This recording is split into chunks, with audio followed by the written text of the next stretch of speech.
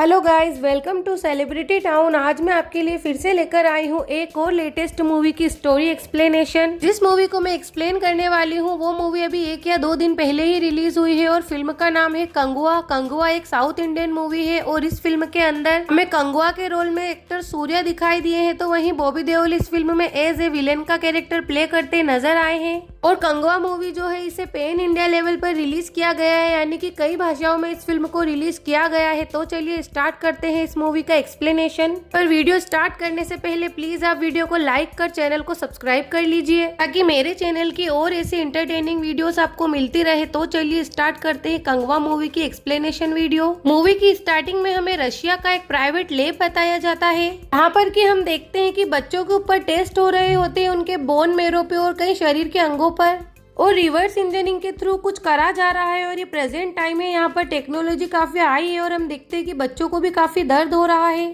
तभी हम देखते हैं कि एक बच्चा वहाँ से भाग जाता है, तभी वहाँ की हाई सिक्योरिटी और रशियन सोल्जर जो होते हैं उसके पीछे लग जाते हैं। फिर हमें गोवा के अंदर फ्रांसिस को दिखाया जाता है। फ्रांसिस और उसका जो चेला होता है दोनों ही ब्राउनी हंटर होते हैं, यानी कि जो काम पुलिस नहीं कर पाती, जैसे कि बड़े बड़े गैंगस्टर को पकड़ना, अपराधियों को पकड़ना, वो सभी काम ये लोग करते हैं। और यहाँ हम देखते हैं कि कमिश्नर इन लोगों से ही अपना काम करवा रहा है डिसूजा को पकड़ने के लिए। और यहाँ पर फ्रांसिस को इस तरह का बंदा बताया गया है जिसे इमोशंस वगैरह से कोई लेना देना नहीं, उसे सिर्फ पैसों से मतलब होता है। फिर हम देखते हैं कि फ्रांसिस जो होता है उस भागे हुए बच्चे को जब पकड़ने जाता है तो बच्चा उसे कंटिन्यू देखता रहता है, और फ्रांसिस भी जब उसे देखता है तो उसे कुछ फ्लैशबैक याद आते हैं, मानो कुछ ऐसा जो कि उससे ही जुड़ा हुआ हो। इसलिए वो उस बच्चे को वहाँ नहीं छोड़ता, अपने साथ लेके चला जाता है। और इसी वजह से डिसूजा के जो लोग होते हैं और वहाँ के जो रशियन माफिया के लोग होते हैं वो उसके पीछे पड़ जाते हैं और अंधाधुंध गोली वगैरह चलाते हैं, बम वगैरह फोड़ते हैं, जिससे कि फ्रांसिस भी काफी ज्यादा घायल हो जाता है। पर वो लोग फ्रांसिस को लेने नहीं बल्कि उस बच्चे को लेने आए होते हैं। और जो लोग डिसूजा को बचाने आए हुए होते हैं वो तो इस गोलीबारी में कब से ही मर चुके होते हैं, और ये लोग रॉकेट लॉन्चर भी यूज करते हैं। पता नहीं ऐसा क्या राज छुपा होता है इस बच्चे के अंदर कि वो लोग इस बच्चे के पीछे इस तरह से पड़े होते हैं। फिर वो इस बच्चे को पकड़कर इसके गले में पट्टा डालकर हेलीपैड के अंदर बिठा लेते हैं। और फ्रांसिस उस बच्चे को बचाने की बहुत कोशिश करता है, उनके पीछे भागता है पर नहीं बचा पाता। तभी हमें यहाँ पर फ्लैशबैक दिखाया जाता है और फिर हमें दिखाया जाता है सीधा एंशिएंट टाइम, जहाँ पर कि हम समुद्री तूफानों को देखते हैं। और फिर हमें वहाँ के रोमन राजा को दिखाया जाता है जो कि भारत के एक ऐसे एरिया में आ जाता है जहाँ पर कि 5 द्वीप होते हैं और उसे उन 5 में से एक द्वीप चाहिए होता है जहाँ पर कि वो अपने सैनिकों को रख सके और उनका विस्तार कर सके। और इन 5 ही द्वीपों के अंदर अलग अलग टाइप के लोग रहते थे, जैसे कि मुक्कार, वेंकरू, मंडियाल, आरती और पेरूमची। इन सभी में से किसी द्वीप के अंदर सिर्फ सिंपल लोग रहते थे जो कि जहाज बनाते थे, तो वहीं किसी के अंदर ऐसे लोग रहते थे जो कि खूंखार थे, खून बहाते थे। तो वहीं किसी द्वीप में ऐसा था कि जहाँ पर सिर्फ हरियाली ही हरियाली थी, जहाँ पर कि जड़ी बूटियों के थ्रू इलाज किया जाता था। फिर हम रोमन के गांव में एक बंजारे को देखते हैं जिसका नाम मियाँ सेन होता है और उसका 5 ही गाँव के अंदर आना जाना होता है, पर वो सिर्फ पैसे से मतलब रखता है। और रोमन राजा इसी की मदद से इन 5 ही गाँवों में से एक गाँव को वश में करना चाहता है कि उनमें से एक गांव की जनजाति को वो पूरी तरह खत्म करके वहां पर अपने सैनिकों को बसा दे, और जो मियाँ सेन है वो उससे हर चीज के पैसे लेगा। और मियाँ सेन उस राजा से कहता है कि आप कौन सी भी एक जनजाति पर हाथ रख दीजिए, हम उसको जड़ से खत्म कर देंगे और वहां पर सिर्फ आपका राज होगा। आपको 5 द्वीपों में से कौन सा द्वीप चाहिए? अब रोमन राजा कहता है कि हमको पिरुमिची चाहिए। तब मियाँ सेन जो होता है वो एक काम करता है, वो एक आदमी को बुलाता है जो कि पिरुमाची का आदमी होता है और पिरुमाची के राजा का खास आदमी होता है। और राजा उस पर आंख बंद कर भरोसा करते हैं। उस आदमी का नाम गेरुआ होता है और वो कहता है कि जब तक राजा का बेटा जिंदा है तब तक हम कुछ भी नहीं कर सकते। कहता है कि हमें कौशल के साथ पिरुमाची के सभी योद्धाओं को मारना होगा, उसके बाद लास्ट में हम राजा के बेटे को मारेंगे। फिर गेरुआ बोलता है कि आप मुझे कितने पैसे दोगे, क्योंकि पेरूमाची का हर एक इंसान योद्धा है, यहाँ तक कि गर्भ में पल रहा बच्चा भी एक योद्धा है। पर रोमन राजा कहता है कि तुम्हें हर एक योद्धा के बदले 2 स्वर्ण मुद्राएं मिलेंगी। तो मुझे ये विश्वास दिलाने के लिए कि तुम हर योद्धा को मार रहे हो, हर एक इंसान का दाहिना हाथ मुझे कटा हुआ चाहिए मेरी आंखों के सामने, तभी मुझे यकीन होगा कि हाँ तुमने हर योद्धा योद्धा को मारा है। रोमन राजा की बात गेरुआ और मिया सेन मान लेते हैं। फिर ये लोग जाते हैं पेरूमाची गाँव में, यहाँ पर की गेरुआ के साथ उसका बेटा और उसकी पत्नी भी होती है। और गेरुआ का जो बेटा होता है वो अपने बाप को ही सब कुछ मानता है, जहाँ वो जाता है उसके साथ जाता है, हर काम में उसकी मदद करता है। कुल मिलाकर उसके बाप से वो बहुत प्यार करता है। फिर ये लोग गाँव में जाते हैं और वहाँ पर अपनी कूटनीति स्टार्ट करते हैं। वहाँ के राजा को ये यकीन दिलाते हैं कि रोमन राजा ने गाँव वालों को एक काम सौंपा है, इसके बदले वो बहुत सारी स्वर्ण मुद्राएं और फ्री में हमें खाना खाने को देगा।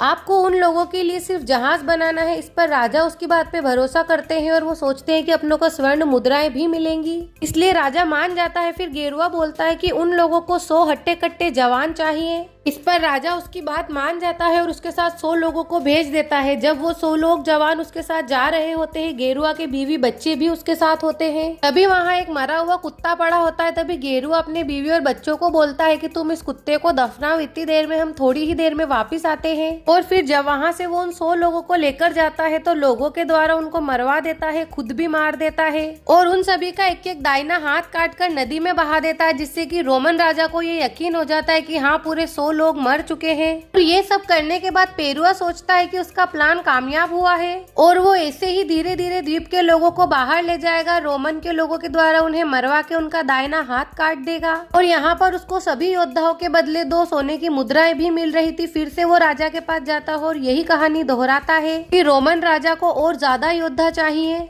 इस बार मजबूत जहाज बनवाना है तो 100 और लोग चाहिए और उसकी बात पर विश्वास करता है राजा और फिर से 100 योद्धाओं को उसके साथ भेज देता है। फिर गेरुआ हमेशा की तरह उन 100 योद्धाओं को वहां से लेकर निकल जाता है और वहीं चला जाता है जहां पर कि वो हमेशा उन योद्धाओं को लेकर जाता है। फिर इस बार जब वो मौत के घाट उतार रहा होता है तभी उनमें से एक आदमी आगे बढ़कर चीखता है और कहता है कि कोई आगे नहीं जाएगा। और इस आदमी के दोनों हाथ कटे हुए होते हैं, यानी कि ये उनमें से होता है जो कि पहली बार 100 योद्धा मरे थे और ये बच गया था और इसने अपने हाथ काट दिए थे ताकि राजा को यकीन हो कि पूरे 100 लोग मरे हैं।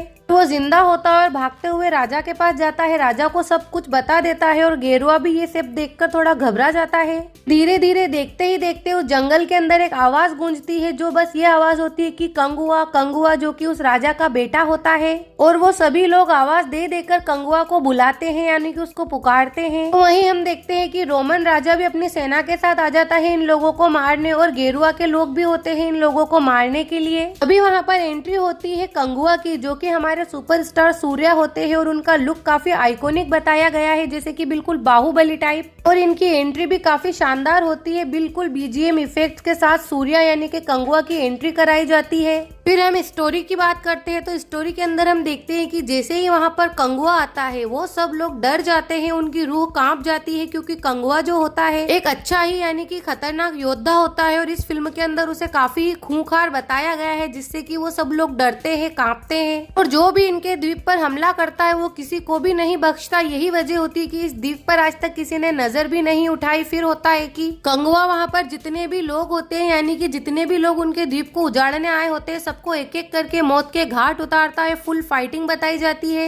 उन लोगों को तो कंगुआ मार देता है, पर जो गेरुआ होता है उसका हाथ काट देता है और हाथ काटने के बाद उसको जिंदा रखता है और फिर गाँव में लेकर जाता है। और यहाँ कंगुआ गेरुआ के साथ जो भी कर रहा होता है उसके बीवी बच्चों को इस बारे में कुछ भी नहीं पता होता और उसका बेटा जो होता है गेरुआ का, वो उसके बाप को देखकर रोता है, बिलखता है। और गेरुआ की जो बीवी होती है वो भी कंगुआ से काफी रिक्वेस्ट करती है, भैया भैया कहती है कि इन्हें छोड़ दो, पर कंगुआ उसे नहीं छोड़ता और कहता है कि जो गलती इसने की है उसकी कोई भी माफी नहीं बनती है। और वहाँ के गाँव वाले और राजा भी यही चाहते हैं। यहाँ तक कि गाँव वालों का तो ये भी कहना होता है कि गेरुआ के साथ साथ उसके बीवी और बच्चे को भी मार दिया जाए। वो कहते हैं कि पति में लालच है तो पत्नी में भी होगा और बच्चे में भी होगा, तो इस लालच को हम जड़ से खत्म कर देते हैं, इस पूरे वंश को ही जला देते हैं। और कंगुआ सबको समझाता है कि ऐसा नहीं है, लालच पीढ़ी दर पीढ़ी नहीं चलता है। अगर हम सिर्फ दोषी को मारेंगे तो वो ही कानून होगा, अगर हम किसी बेगुनाह को मारते हैं तो वो कानून के खिलाफ होगा। अभी हम देखते हैं कि गेरुआ की जो पत्नी होती है वो भागकर कंगुआ के सामने आती है और उससे एक वादा मांगती है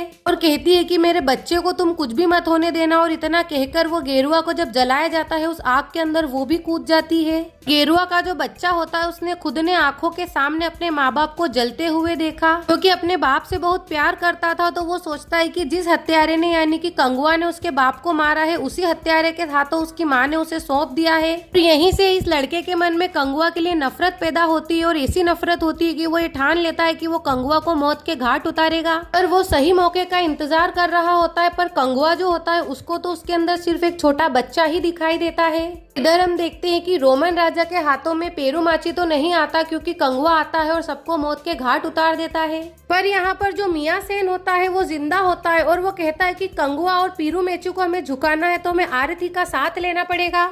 और आरती जो होती है वो एक ऐसी जगह होती है जो कि मौत से भी भयानक होती है, लाल बंजर बिल्कुल लावा जैसी जगह होती है। और वहाँ का जो राजा होता है उसे खून से नहलाया जाता है और वो राजा और कोई नहीं बल्कि आरती होता है, जो कि हमारे बॉबी देओल होते हैं। और उनको इस फिल्म के अंदर इतना खतरनाक और खूंखार बताया गया है, जैसा कि बिल्कुल बाहुबली में कालके का रोल बताया गया था, कालके से भी कहीं ज्यादा खूंखार और खतरनाक लुक बताया गया है इसमें आरती यानी बॉबी देओल का। काफी भयानक और कंकाल से बना हुआ उसका वस्त्र होता है। मिला के बॉबी देओल यानी आरती को काफी खूंखार विलन बताया गया है। फिर रोमन राजा और मियाँ खलीफा जाते हैं आरती के पास और वही लालच उसे भी देते हैं, लालच स्वर्ण मुद्राओं का और खाने पीने का। और फिर उसके सामने शर्त रखते हैं कि पीरूमेची को झुकाना है और कंगुआ को मारना है। फिर आरती जो होता है इस बात के लिए तैयार हो जाता है, क्योंकि इसे खून चाहिए ही होता है और बहुत सारा पैसा चाहिए होता है। उसके अलावा एक और वजह भी होती है, वो ये होती है कि आरती कम्युनिटी यानी कि इनकी कम्युनिटी और पीरूमेचू कम्युनिटी यानी कि कंगुआ की जो कम्युनिटी है, इन दोनों के ही बीच पुरानी राइवलरी होती है। काफी पुराने वक्त से इन दोनों के बीच फाइट चल रही होती है। फिर आरती अपने दोनों ही शूर बेटों को भेजता है कंगुआ को और उसके लोगों को मारने के लिए। और उसके जो बेटे होते हैं वो कंगुआ के काफी लोगों को मार देते हैं, पर कंगुआ को नहीं मार पाते, बल्कि कंगुआ ही उल्टा उन दोनों को मार डालता है, मौत के घाट उतार देता है। और यहीं पर गेरुआ का जो लड़का होता है जिसे कंगुआ ने पाला होता है वो भी उस पर यानी कि कंगुआ पर हमला कर देता है। यहाँ कंगुआ समझ जाता है कि उसके मन में जो उसको लेकर नफरत है वो अभी भी खत्म नहीं हुई है और कंगुआ ये बात सोचता है कि उसकी इतनी मेहनत का उसे ये नतीजा मिला। यहाँ कंगुआ जो होता है उस बच्चे का गुस्सा समझता है, क्योंकि उसकी आंखों के सामने उसके माँ बाप को जलाकर मार दिया गया था। इसीलिए ना तो उस लड़के पर वो गुस्सा करता है ना ही उससे नाराज होता है, बल्कि उससे एक वादा करता है। वो उस लड़के से कहता है कि आरती के लोगों ने हमारे ऊपर हमला किया है, इस वजह से गांव को मेरी जरूरत है, हम दोनों को ही मिलकर आरती के लोगों का और रोमन लोगों का सामना करना होगा। और मैं तुमसे ये वादा करता हूँ कि मेरी मौत तुम्हारे हाथों ही होगी, अभी नहीं, अभी इन लोगों को मेरी जरूरत है और जब भी मारोगे मुझे तुम ही मारोगे। और गेरुआ का बेटा ये बात मान जाता है, क्योंकि उसे बदला चाहिए होता है। फिर कांगुआ जब उस बेटे को यानी कि उस लड़के को लेकर जाता है तो कांगुआ के पिता उस गेरुआ के बेटे को दंड देते हैं और कहते हैं कि इसे मौत की सजा सुनाई जाएगी, क्योंकि इसने तुम्हारे ऊपर हमला किया है। इस बात पर कंगुआ अपने पापा के ही खिलाफ हो जाता है और कहता है कि इस लड़के की माँ को मैंने वचन दिया था कि मैं इसे कुछ भी नहीं होने दूंगा, तो मैं इसे कुछ भी नहीं होने दूंगा। गाँव वाले और कबीले वाले ये कहते हैं कि चलो ठीक है, इसे जान से नहीं मारते हैं तो इसे काले जंगल में भेज दिया जाएगा, वहीं इसकी सजा तय होगी। इस बात पर कंगुआ कहता है कि अगर ये काले जंगल जाएगा तो मैं भी काले जंगल जाऊंगा, मैं भी सजा का हकदार हूँ। और इसी के साथ कंगुआ भी उस लड़के के साथ वहीं से काले जंगल चला जाता है, वहीं रहने लग जाता है। दूसरी तरफ हम आरती को देखते हैं जो कि आग बबूला हो जाता है, क्योंकि उसके बेटों की मौत हो चुकी होती है। और इनके कबीले में एक रिवाज होता है, अगर किसी मरे हुए इंसान की बॉडी को गिद्ध नहीं खाते तो उसकी जो बॉडी यानी कि आत्मा होती है उसे मोक्ष नहीं मिलता। और यहाँ उसके बेटों की बॉडी गिद्ध नहीं खाते हैं। तभी हम देखते हैं कि रोमन राजा आता है और आरती पर गुस्सा करता है कि हमारे स्वर्ण मुद्रा वापस करो। तभी आरती बहुत ज्यादा गुस्से में आ जाता है और वो उन सभी रोमन लोगों को ही जान से मार देता है। और फिर ये वचन लेता है कि मेरी जिंदगी का अब सिर्फ एक मकसद है कि कंगुआ को मारना, कंगुआ को मारूंगा, फिर ये गिद्ध मेरे बच्चों की बॉडी को खाएंगे, तभी उन्हें मोक्ष मिलेगा। इधर हम देखते हैं कि काले जंगल में कंगुआ और जो गेरुआ का बच्चा होता है उन दोनों की भी बॉन्डिंग काफी अच्छी हो गई होती है। और जो गेरुआ का बच्चा होता है वो भी धीरे धीरे इस बात को समझने लगता है कि कंगुआ है वो सही इंसान है, उसने पूरी तरह से अपने आप को मेरे लिए समर्पित कर दिया है और जो मेरे बाबा थे वो ही गलत इंसान थे, कंगुआ गलत नहीं है। धीरे धीरे उसका दिल कंगुआ के लिए नर्म पड़ता जा रहा था। तभी इधर हमें दिखाते हैं कि पीरूमेची की जो औरतें होती है वो जड़ी बूटी लेने के लिए बर्फीली जगह पर जाती हैं, जहाँ पर की आरती के लोग आते हैं और उन सभी को बंदी बना लेते हैं और कहते हैं कि कंगुआ किधर है, हमें कंगुआ के बारे में बताओ। क्योंकि वो लोग ये तो जानते थे कि कंगुआ कबीले के अंदर नहीं है, तो उन्होंने सोचा कि इनके जरिए हम कंगुआ का पता लगाते हैं। और कंगुआ ने अपने कबीले की बच्चों से लेकर औरतों तक सभी को अच्छे से ट्रेन कर रखा होता है कि जब कभी दुश्मन आए तो उनसे कैसे निपटना है। इस वजह से सभी औरतें अपने कौशल के चलते उन सभी को मौत के घाट उतार देती हैं। अभी इधर हम देखते हैं कि एक के बाद एक मौत होने की वजह से जो आरती होता है वो पूरी तरह बौखला जाता है और पूरे कबीले पर ही हमला कर देता है। और कंगवा जो होता है वो कबीले में नहीं बल्कि जंगल में होता है, इस वजह से वो कबीले वालों को नहीं बचा पाता और आरती उसके बाबा को यानी कि राजा को भी मार डालता है। और फिर आरती पिरुमाची के सिंहासन पर बैठ जाता है और फिर वहाँ पर बैठकर वो कंगवा को ललकारता है। और जब कंगवा को उसके पिता की मौत का पता चलता है तो जैसे उसकी आंखों में खून भर जाता है, पैरों से जमीन खिसक जाती है। फिर वो ये सोचता है कि मुझे सिर्फ और सिर्फ आरती के खून से नहाना है, उससे बदला लेना है। फिर हमें दिखाते हैं कि कंगवा पिरुमाची जाता है, एक एक इंसान को मार डालता है, मौत के घाट उतारता है। फिर यहीं पर उसका आरती से भी आमना सामना होता है और फिर ये दोनों ही एक दूसरे पर भारी पड़ते हैं। खूंखार जानवरों की तरह ये दोनों एक दूसरे से लड़ते हैं। एक पॉइंट वो आता है जबकि आरती गेरुआ के बच्चे को अपनी ढाल बना लेता है और उसको पॉइंट बनाकर कंगवा से लड़ता है। और यहाँ कंगवा उस बच्चे को कुछ भी नहीं होने देना चाहता क्योंकि उसने उसकी माँ से वादा किया था कि वो इस बच्चे को कुछ नहीं होने देगा। और फिर यहाँ उस बच्चे के मन में भी कंगवा के लिए सहानुभूति आती है और वो उसको बाबा कहकर पुकारता है। और जब आरती उसको ढाल बनाकर कंगवा से लड़ता है तो वो खुद की ही जान की बलि देने लगता है ताकि कंगवा आरती को हरा पाए। और होता भी यही है, गेरुआ के बच्चे के जाने के बाद मानो कंगवा एक ऐसी तलवार जैसा हो जाता है जो कि सिर्फ और सिर्फ आरती के ऊपर पड़ना चाहती है। और फिर वो आरती को बहुत बुरी तरह से मारता है, उसके शरीर के एक एक हिस्से को काट देता है और फिर उसके खून से ही खुद के शरीर को मल रहा होता है मानो कि कंगवा ने यहाँ पर नरसंहार किया हो। इसके बाद हमें फिर प्रेजेंट टाइम बताया जाता है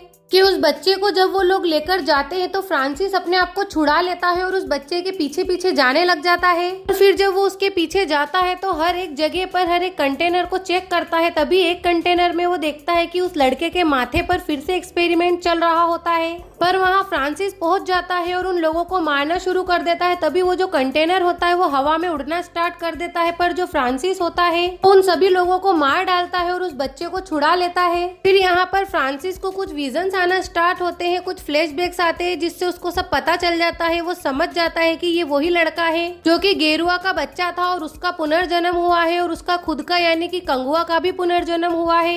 और दूसरी जगह पुराने वक्त में हम देखते हैं कि जब आरती मर चुका होता है तो उसको आग देने के लिए उसका एक और बेटा जो कि अपाहिज होता है वो आगे आता है। वो आरती का नाजायज बेटा होता है जो कि एक दासी से हुआ होता है और वो ये प्रण लेता है कि मैं कंगवा को मौत के घाट उतारूंगा, अपने बाप की मौत का बदला लूंगा। वो भी काफी खूंखार होता है। तभी हम प्रेजेंट टाइम में देखते हैं कि जो उसका बेटा होता है फ्रांसिस का, उसका कोई फोटो खींच लेता है और उस फोटो को डेटा एनालिसिस में डाल देता है जहाँ पर कि हमें एक अजीब से अनजान सन के आदमी को दिखाया जाता है जो कि उसे जोर जोर से चिल्ला चिल्ला कर कांगवा कह रहा होता है। मतलब कि फ्रांसिस ने इस बच्चे को ढूंढा है या बच्चे ने फ्रांसिस को ढूंढा है, ये कुछ पता ही नहीं चलता। और हमें यहाँ ये भी बताया जाता है कि इस बच्चे के पास कुछ ऐसी अंदरूनी शक्तियाँ होती हैं जो कि उस पर किए गए एक्सपेरिमेंट के वजह से उसके पास आ जाती हैं और इस वजह से वो मेटल की किसी भी चीज को हवा में उड़ा सकता है। फिर हमें बताते हैं कि फ्रांसिस अपने दोस्त को कहता है कि इस बच्चे को देखकर मुझे कुछ याद आता है जबकि मैं एक योद्धा हुआ करता था और ये बच्चा भी मुझे अपने साथ उन विजन्स में दिखाई देता है। मुझे कुछ नहीं समझ आ रहा कि मेरे साथ क्या हो रहा है। और बस इस फिल्म का यहीं पर एंड हो जाता है, यानी इस मूवी को खत्म कर दिया जाता है।